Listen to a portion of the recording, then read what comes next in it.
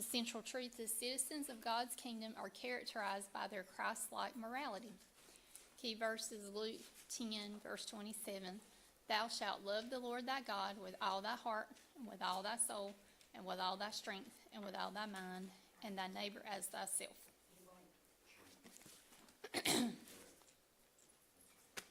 So this part of the sermon that we're looking at today covers several different things: anger, forgiveness, love for our enemies, and inner transformation. Since by challenging us to follow him with integrity and love, Jesus teaches us that how we treat others matters to God. Excuse me. In this part of the sermon, there's 6 what they call antithesis phrases, and Jesus uses repeated language to flip the script of what typical leaders said in his day. So each time he starts by saying, you have heard such and such, and he tells what the teaching has been, but then he reverses it and says, but I say. So Jesus, in doing that, he wants to show that the teachers of the day are missing the mark in understanding righteousness. They got their eyes on the wrong thing. By focusing on the letter of the law, they're missing God's intent. So as we look at part 1, it says, avoid anger and lust. The first part is anger equals murder. So we're in Matthew chapter 5, verses 21 through 26. It says, you have heard it was said to the people long ago, you shall not murder, and anyone who murders will be subject to judgment. But I tell you that anyone who is angry with a brother or sister will be subject to judgment. Again, anyone who says to a brother or sister, Raka, is answerable to the court, and anyone who says you fool will be in danger of the fire of hell. Therefore, if you are offering your gift at the altar, and there remember your brother or sister has something against you, leave your gift there in front of the altar. First go and be reconciled to them, then come and offer your gift. Settle matters quickly with your adversary who is taking you to court. Do it while you are still together on the way, or your adversary may hand you over to the judge, and the judge may hand you over to the officer, and you may be thrown into prison. Truly I tell you, you will not get out until you have paid the last penny. So here Jesus is talking about anger, and that anger can potentially be destructive. We know anger in itself is not wrong. You know, even Jesus got angry. We have examples of that. But he, it was a righteous anger. He controlled his emotions, and we have to learn to control ours as well and manage our emotions and prioritize peaceful relationships. So in this first section here, Jesus started by recalling God's commandment against murder. So obviously we know in the 10 Commandments it says thou shalt not murder. There's no question about that. But he takes it a step further, and he equates anger with murder. So we know that unresolved anger is poisonous. It can destroy a person's well-being along with their relationships. And Jesus explains that it also leads to judgment. He requires his followers to reconcile with fellow believers before offering sacrifices to God. So he's saying our relationships with other people also affect our relationship with God. Yes, our relationship is between us and God, but these other things outside have an effect on it as well. So we must prioritize forgiveness like we talked about before. Forgiveness is not optional. It is required. And peacemaking, we should all be peacemakers as well. So we listen to Jesus' warnings about the danger of unresolved anger. It helps us to develop empathy and compassion for others, because we remember that we've all sinned and fall short of the glory of God. One of us is not better than the other one. We have to let go of our own self-righteousness and remember that we don't deserve salvation either. Just like that person we're talking to, yeah, they've done wrong, yeah, they've made mistakes, so have we. But Jesus loves and forgives us all. So we have to actively work to resolve our differences and restore our relationships by examining our motives. Think about what's driving us, what's causing us to feel the way we do. Think about our attitudes and work to remove anger and contempt from our hearts. Yes, there are moments, there are times when we will be angry, but do we hold on to that, or do we let it go? Do we move past it and seek peace instead? Jesus is always talking about, as we see through here, this whole section, it's about what's in your heart, and what you do about it. So it matters. Your actions matter, but what you feel, what's in your heart also matters, because he knows what is deep down inside you. So what does it look like to prioritize reconciliation and forgiveness when conflicts arise? Does anybody have any thoughts on that? When you have a conflict, what's it look like to choose to be reconciled and to forgive instead of maybe kind of feeding that conflict? I wrote down, you may have to let something go. Like, maybe you have been wronged in some way. Maybe there has been something against you, and you have a right to be angry, yes. But maybe you just have to let it go. Maybe you have to move past it. It's not always about being right. It's about what's in your heart, and what God told you to do, and how God requires us to forgive. So we have to learn to move on past things and not hold on to that kind of stuff. Sometimes you just have to acknowledge the individual. Some individuals just think they never do wrong. Yeah, that's true. They can justify, so it's like you say, you have to move on. Because if you hold on to it, the bitterness takes over. It does, yeah. And there again, you don't want anything to steal your joy. And That's exactly what happened.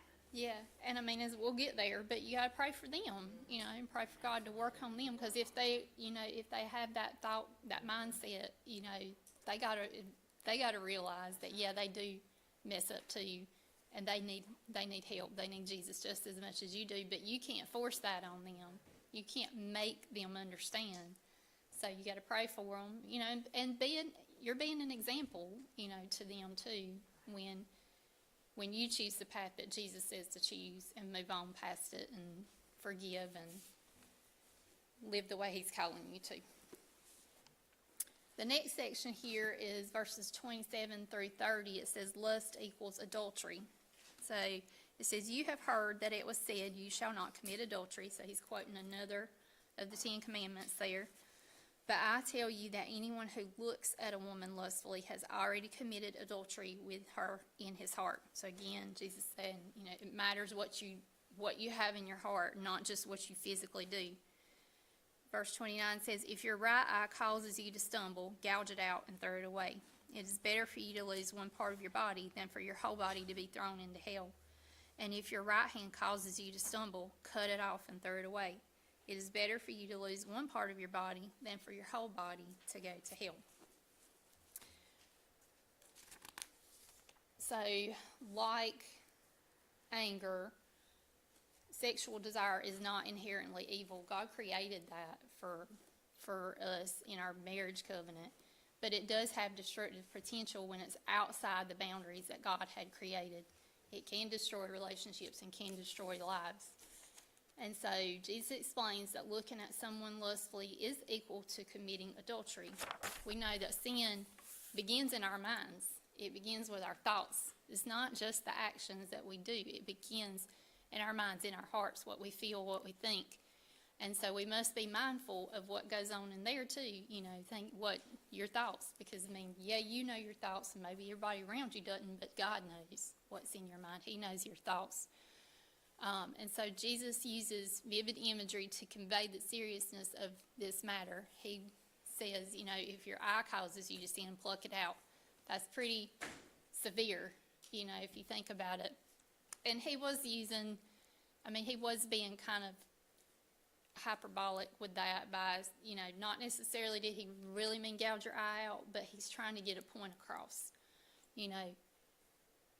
You need to be aware. You need to be thinking about it. You need to avoid that sin, and the things that cause, like if there's a situation or, something that you're watching, something that you're reading, somebody that you're around or whatever, if those things are causing the thoughts come with those situations, remove yourself. Take yourself out of that situation. Take yourself away.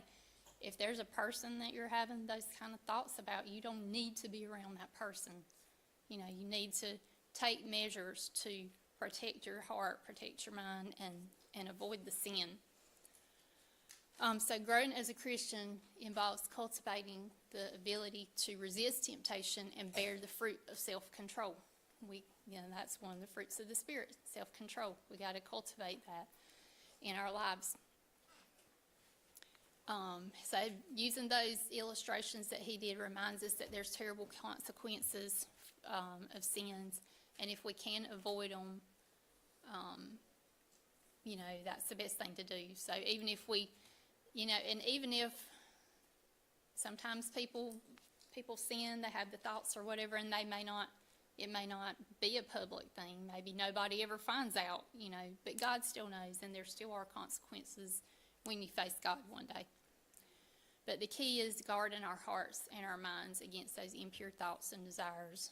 And like I said, if there's something we can do to prevent temptation, whether it's put filters on your phone or parental controls on your TV, especially for your children, prevent those things from coming into your lives as much as possible. Because, we know, like we said, the sin starts in our mind, it starts in our hearts. What are some tips? Let's see. What are some tips for staying informed? Oh, actually, that's not the one I want to. Why do you think Jesus used such strong hyperbole to warn against lust? So why do you think he used those examples that he did? Saying to cut your hand off or pluck your eye out. Why do you think he used that kind of warning? I think he was trying to express importance. Mm-hmm. What could, what it could actually lead to, the importance thereof. It gets your attention too, to say something like that.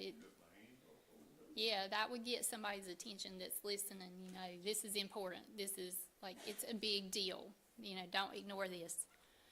And I think lust is one of Satan's most powerful tools. I think he really uses that a lot in our world, and people are really vulnerable to it, and he knows that, and so it's easy. It's easy to believe that the things that we think or believe in our hearts, and that people can't see, are not a big deal. I'm not acting on it. I'm not doing anything. It's easy to believe that lie from Satan. So I think he uses that a lot. Part 2 says integrity in marriage and speech. First part is abandonment and adultery. Verses 31 and 32 says, it has been said, anyone who divorces his wife must give her a certificate of divorce.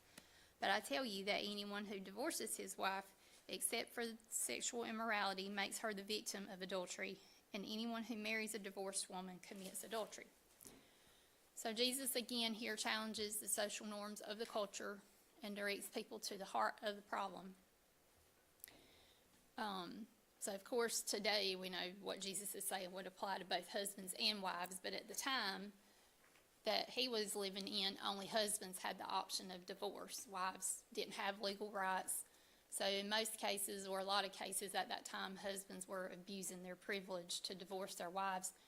They were divorcing them for all kinds of reasons. And the wives had no, means to support themselves, so they left them destitute.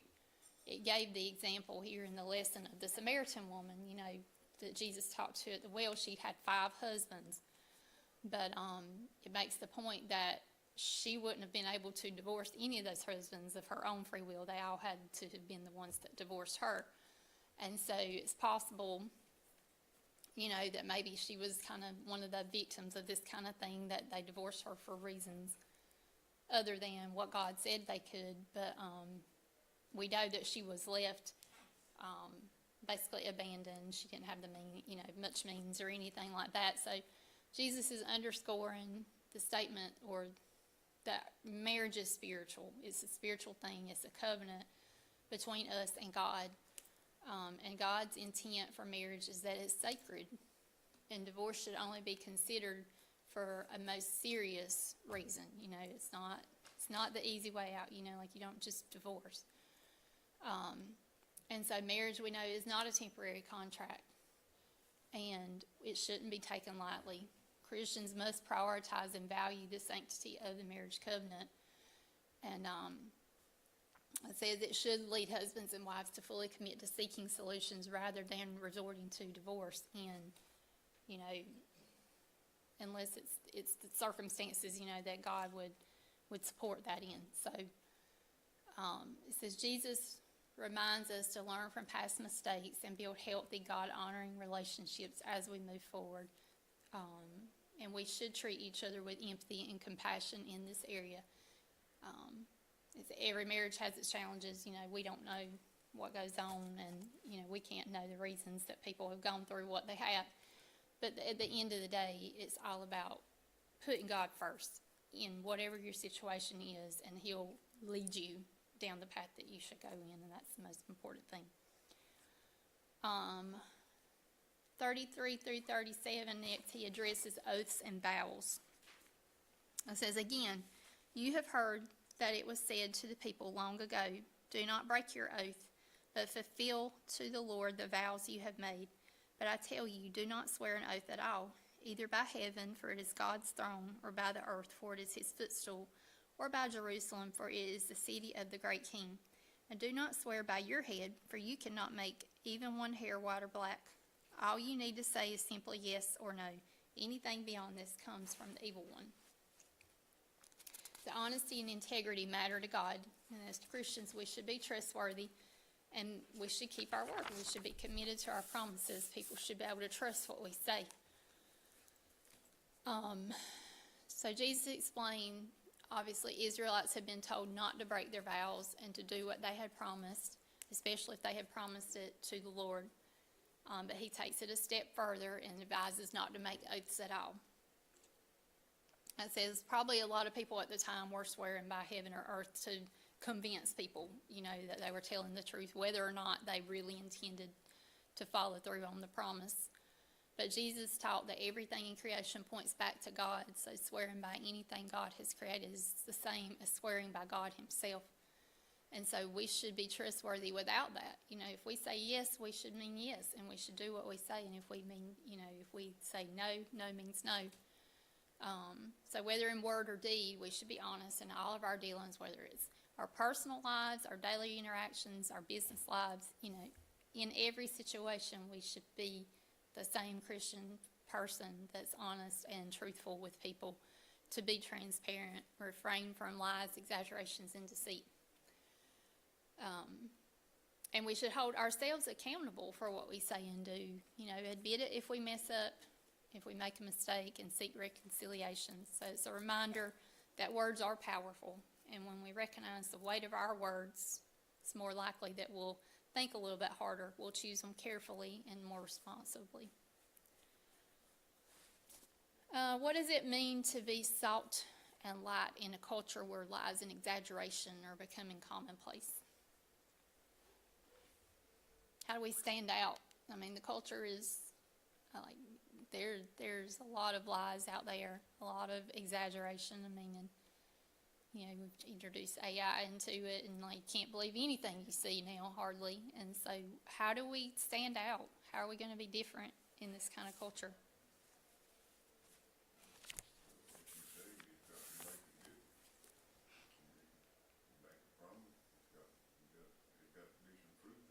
Mm-hmm. Otherwise, it's just bland. Yeah. Like anything else. Yeah. So when we tell the truth, when we do what we say, that will make us stand apart. It will make us stand out. When we follow through, we do what we say we're going to do, because that's. You exhibit the attributes of Jesus. Mm-hmm. People see that too. Mm-hmm. Yeah. Yeah. So to be more and more, as we go further and further down the path, you know, of the evil that's taken over this world, we'll stand out more and more, you know, by following Jesus and doing the things that he calls us to do. Part 3 here says, love your enemies, kindness instead of revenge. We're looking at 38 through 42. You have heard it said, or heard that it was said, eye for eye and tooth for tooth. But I tell you, do not resist an evil person. If anyone slaps you on the right cheek, turn to them the other cheek also. And if anyone wants to sue you and take your shirt, hand over your coat as well. If anyone forces you to go 1 mile, go with them 2 miles. Give to the one who asks you, and do not turn away from the one who wants to borrow from you. So human nature tells us when we're treated badly, we're going to look after ourselves. We're going to take care of ourselves. We're going to get even, fight back. You know, that's what the world tells us. That's what our human nature tells us. And it says, Jesus started out by quoting, you know, you've heard it said, an eye for an eye and a tooth for tooth. And that reminds us of the Old Testament legal system. It says this portion of the law was not intended to be a formula for revenge, but it was intended to limit a person's response, you know, not go, in the Old Testament, you know, to kind of not go beyond, you know, like that person did this thing to you and you do something worse to them, you know, kind of thing. It was to limit the responses. But Jesus goes beyond that and says to respond with grace and nonviolence and address the problem instead of retaliating against a person. So, you know, you think about Jesus and how he reacted.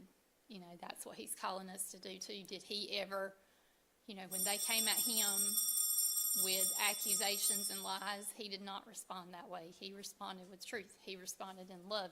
Was he firm? Yes.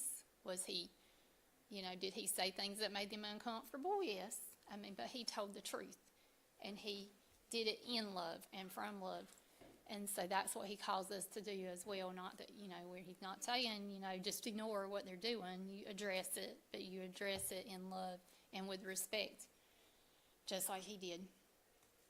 I think sometimes when they accused him, you know, he was silent. Yeah. You know, he wouldn't respond right off. Yeah. I think they gave him time to think about, did I just say that? You know, think about what they're saying, you know. Yeah. And I think a lot of times people realize that they just think about something. Mm-hmm. That what they're saying is just foolish. That's true. Yeah, sometimes if, you know, people may fly off the handle, you know, and say or do something they really don't mean or didn't intend to do. And if you hold back and don't react immediately, you know, there is that chance for them to be convicted pretty quickly to say, oh, whoa, wait, I shouldn't have done that. I realize I'm wrong. I mean, yes, that's definitely something I think Jesus calls us to do too is, you know, take a step back, wait a minute before you react. And then you can come back and confirm what you thought. Yeah, yeah, you shouldn't have done that. And here's why. But yeah, so Jesus, you know, wasn't attempting to set up a new political system. He didn't say that there should be no punishment when you break the law. He did not say that kind of stuff. Yes, there are consequences, and he, you know, yes, if you do something wrong, you break a law, he intends for there to be consequences, but he called us to live a higher righteousness, you know, to take a step beyond and to live as he did. I mean, like, that's the point, is to become more Christ-like, to give the grace and forgiveness that he gives us. You know, he generously gives that to us, and we should give it to others as well. That brings glory to our Heavenly Father. We've already had one bell, so we'll finish up here. The last section says, love instead of hate, 43 through 48. You have heard that it was said, love your neighbor and hate your enemy. But I tell you, love your enemies and pray for those who persecute you, that you may be the children of your Father in heaven. He causes his sun to rise on the evil and the good, and sends rain on the righteous and the unrighteous. If you love those who love you, what reward will you get? Are not even the tax collectors doing that? And if you greet only your own people, what are you doing more than others? Do not even pagans do that? Be perfect, therefore, as your heavenly Father is perfect.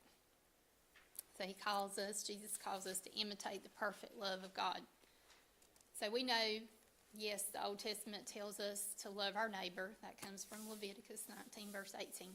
It doesn't say hate your enemy, though. Like, that's just one of those things that came about, you know, one of those sayings that went on through the world. The Bible never said that. It did say love your neighbor. But still, even so, that's kind of what people had gotten used to. And so Jesus calls them to turn away from that. Not just love your neighbor, but love your enemy. Pray for your enemies. Pray for those who persecute you, which is kind of hard, right? Like when somebody's being mean to you, persecuting you, it's hard to turn around and say, God, bless that person, take care of that person, help that person. But that's what Jesus asks us to do, is to have that attitude. You know, he points out that the rain and the sunlight, those are God's gifts to people, to us. But they're for all people, not just the righteous people. It rains on the unjust as well. And so, you know, God's gifts, they're available to us all. And so, as God's children, we should grow towards his generosity, his unmerited love. Show his love and grace to everyone, not just people who love us back. That's what sets us apart as Jesus' followers. You know, because even people who are out there doing evil love somebody most of the time. They love people that love them back, you know, or whatever. But us as God's followers, to love the people who are out there still doing evil to us or to other people, that's what Jesus does. That's what Jesus did. I mean, what he say on the cross, you know, Father, forgive them. They don't know what they're doing. He still loved the people that put him up there, you know.